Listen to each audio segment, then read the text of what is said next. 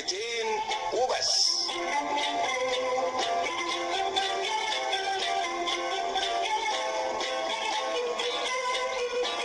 زمان كانت الناس بتعبد أصنام كتيرة، كل قبيلة كان لها صنم تعبده، يروح صنم ويجي صنم تاني. الأديان نزلت علشان تنظف عقول الناس وتفهمهم إن الأصنام دي اللي بيعبدوها دي لا بتنفع ولا بتضر، يعني زي قلتها، بالعكس عدمها أحسن من وجودها. سيدنا إبراهيم لما دخل المعبد وكسر الأصنام ساب صنم واحد وعلق في رقبته الفاس اللي كسر بيه بقية الأصنام.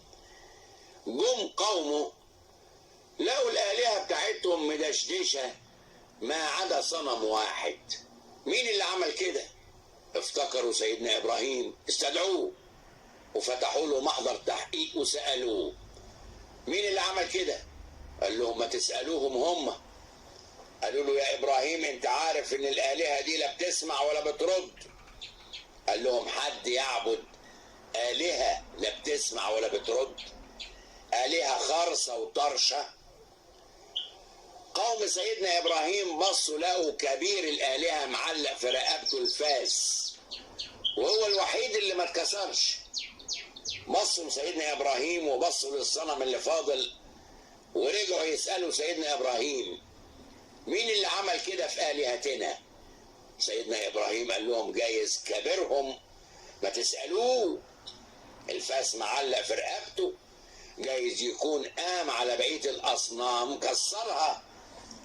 قالوا له يا إبراهيم ما تسخرش مننا، كبير الآلهة ده لا يقدر يتحرك من مكانه ولا يقدر يمسك فاس ولا يقدر يكسر حاجة. قال لهم حد يعبد إله لا يقدر يتحرك من مكانه ولا يقدر ينفع ولا يقدر يضر؟ عبادة الأصنام انتهت تقريبا من العالم، ما عادش فيه غير قبائل قليلة قوي هي اللي لسه بتعمل أصنام وتعبدها، لكن في صنم واحد لسه مستعصي على الهدم، لسه عايش رغم ان الدنيا اتطورت وتقدمت. صنم اسمه الفلوس، اسمه الذهب. الصنم ده لسه معبود عند ناس كتيرة، لسه ما وقعش، لسه موجود فتنة للناس واختبار ليهم. في ناس كتيرة قوي مستعدة تعمل اي حاجة علشان تحصل على الفلوس. 90% من جرائم القتل والسرقة والاختلاس هدفها الفلوس وسببها الفلوس. 90% من الفساد الموجود في الأرض سبب الرغبة في الحصول على الفلوس. 90% من الحروب اللي حصلت في العالم سببها مادي، الاستيلاء على أرض فيها معادن أو بترول. الفلوس فتنة كبيرة قوي ما بينجاش منها غير الإنسان المؤمن اللي عارف حقيقة الدنيا وعارف إنها لعب ولهو وزينة وتفاخر. لو بصينا في حقيقة الفلوس هنلاقي ايه؟ الفلوس ممكن تشتري لك فطيرة، وممكن تشتري لك عربية، وممكن تشتري لك قصر، وممكن تشتري لك مركب ويخت وطيارة، لكن الفلوس ما تقدرش تشتري لك احترام الناس، ولا تقدر تشتري لك العلم، ولا تقدر تشتري لك الصحة، ولا تقدر تشتري لك السعادة. الفلوس يا منجي يا مغيث خلت الناس هردبيس والضماير تلطميس، ده هي تقطع دي الفلوس. الفلوس ياما بتعلي خسيس وياما بتوطي حسيس، هي فيها مغناطيس ولا ايه سر الفلوس؟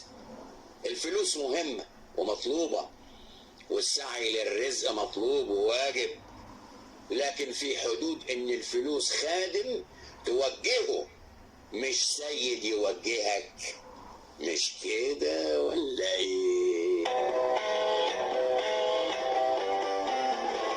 غدا نلتقي مع فؤاد المهندس، احمد بهجت، ويوسف حجازي.